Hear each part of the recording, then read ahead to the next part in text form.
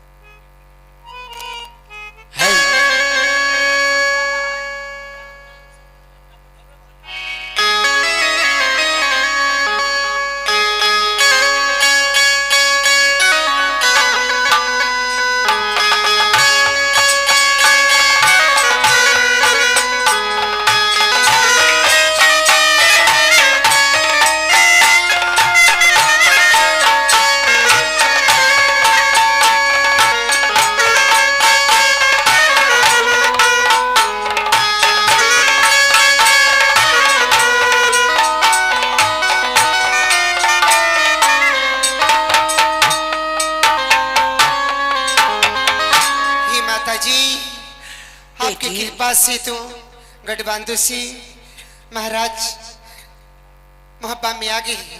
सुनो बेटी, आप अपनी तंत्र मंत्र से इनको जिंदा कर दीजिए। तुम साइड हो जाओ।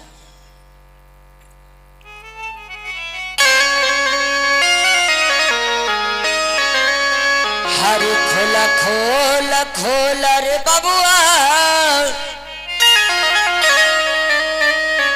रे काची लिया के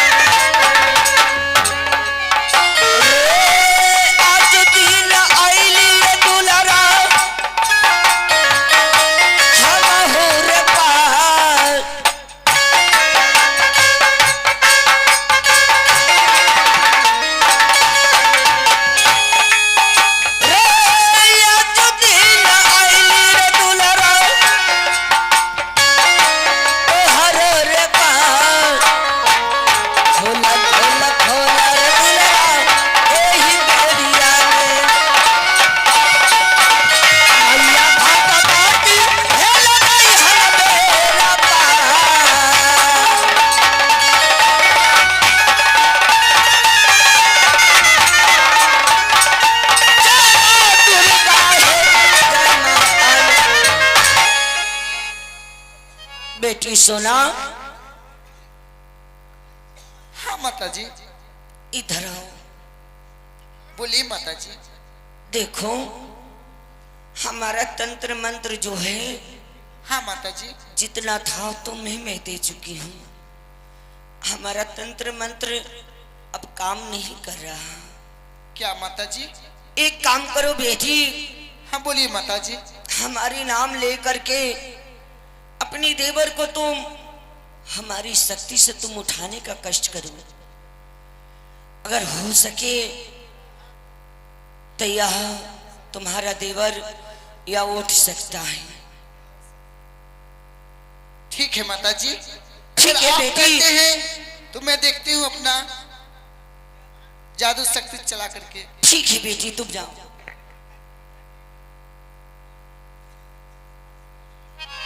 ए काली काली महाकाली बनवा के बेटे तो हाय मन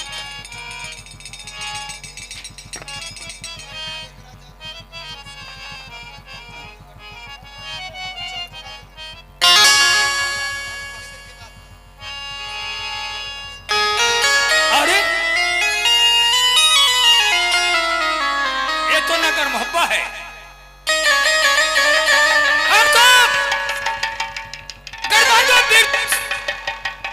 सूर्या के मकान में था। यहाँ कौन लगा? भाभी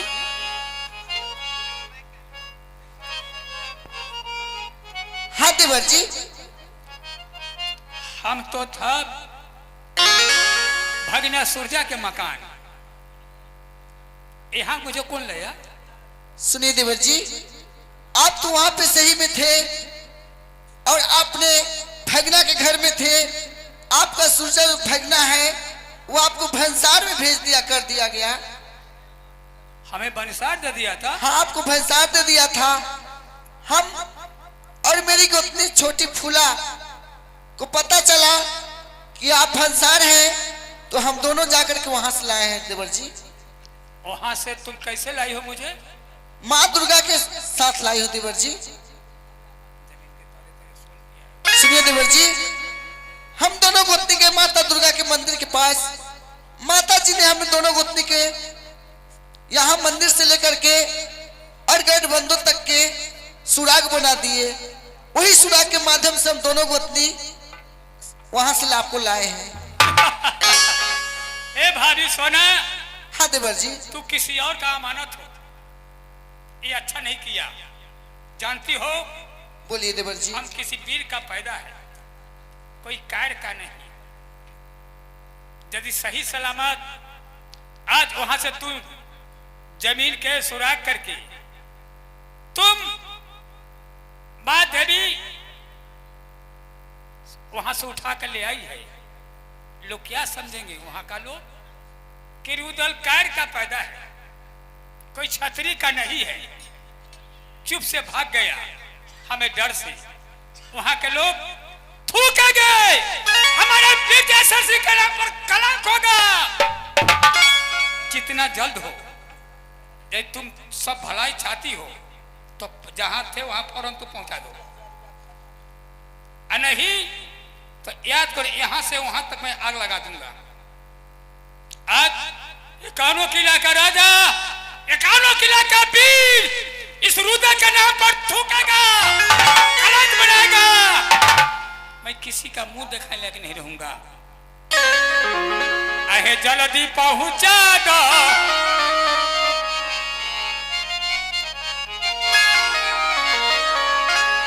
आप होश में तो हैं? हम होश में हैं। अगर होश में रहते तो आप ऐसा बात भी करते। तुम कौन हो? मैं कौन हूँ? मैं तुम्हें नहीं पहचानता। देवर जी, ये मेरी गोतनी फूला है छोटी। ये महारानी फूला है? महारानी फूला है देवर जी। नहीं, ये हमारे लिए कलंक है। ये महारानी फूला नहीं है। महारानी फूला शादी के पहले थी। आहे भागा मनाव स्वामी, आहे दुर्गा है मनिया के, अगटवांदो से लेके हालिया अमहबा के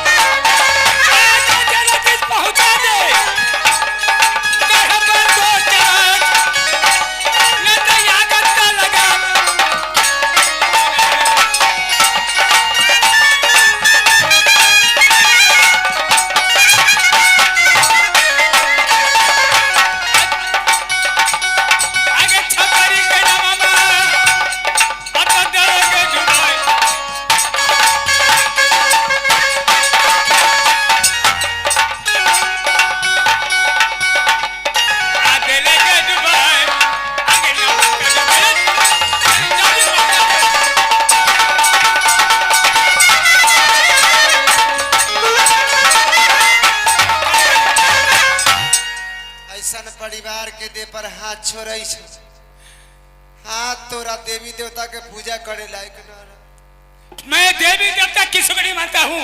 आप जानते हैं आपके कारण मैं कितना बेचैन हो गई थी राज महाभावी। कौन? जब पत्र आया वहां से, वो तो भाग मनाइए शुक्र मनाइए आप अपने बहन का, जो उसको अपने बेटे के ऊपर भी माया है और भाई के ऊपर भी माया है। हम उसका चेहरा तो नहीं देखे लेकिन उसका प्रशंसा भी करते हैं। आपको जान बचा करके हम और गोतनी सोना देवी माँ के लेकर के आपकी वहां तक गई और वहां से लेकर के आई। हम लोग भलाई किए, भलाई करने का अंजाम ही है। कौन ही? मैं तुझे पहले कहा है कि हम किसी वीर का पैदा है, कोई कार का नहीं।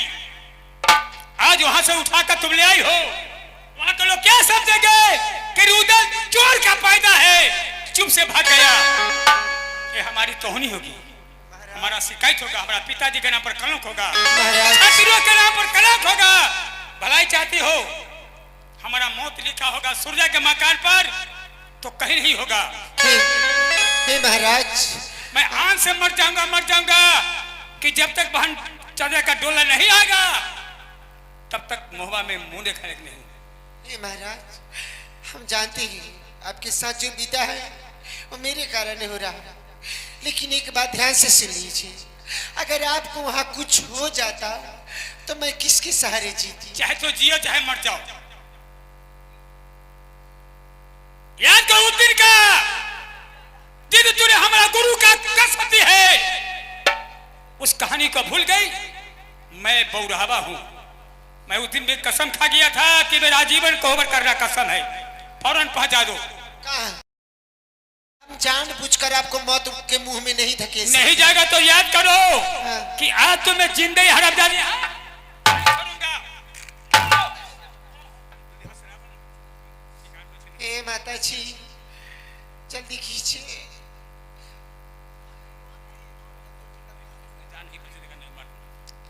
बेटी क्या विपत पर गया है? हाँ वो तो हम जानते हैं। ठीक है बेटी, मैं जितना जल्द हो उतना जल्द बेहोश करने की कोशिश करती हूँ। जल्दी काली काली महाकाली नंद बेटी दोनों हाथ बजा ताला छू मत। चला फिर तोरा नरके में रखब।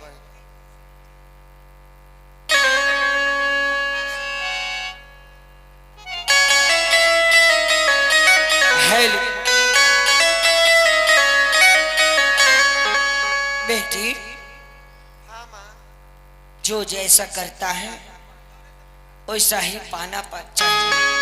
लेकिन हे माता जी, अब हम लोग गठबंधन में इनको रख दिए, हाँ अब हम लोग क्या करेंगे? बेटी तुम यहाँ से नगर महुआ चलो। और आप भी चलिएगा? बिल्कुल।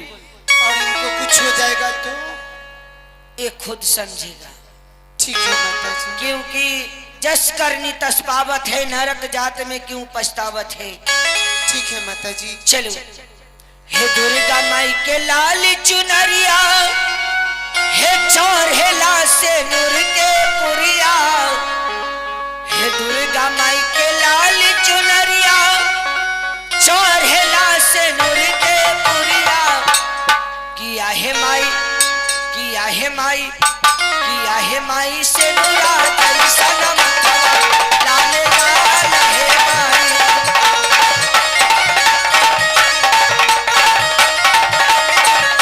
किया है माई से नूरा कैसा नमक लाल लाल है।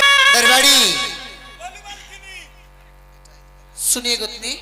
हाँ, अरे अब तो उनको पहुंचा दिए देवर जी को, मगर इसके लिए तो हम लोग को सोचना होगा। माता जी तो अपने मंदिर में चली गई, वो तो चली गई, लेकिन वो कैसे आएंगे, क्या होगा नहीं होगा, ये तो हम दोनों को सोचना है। सोचना है।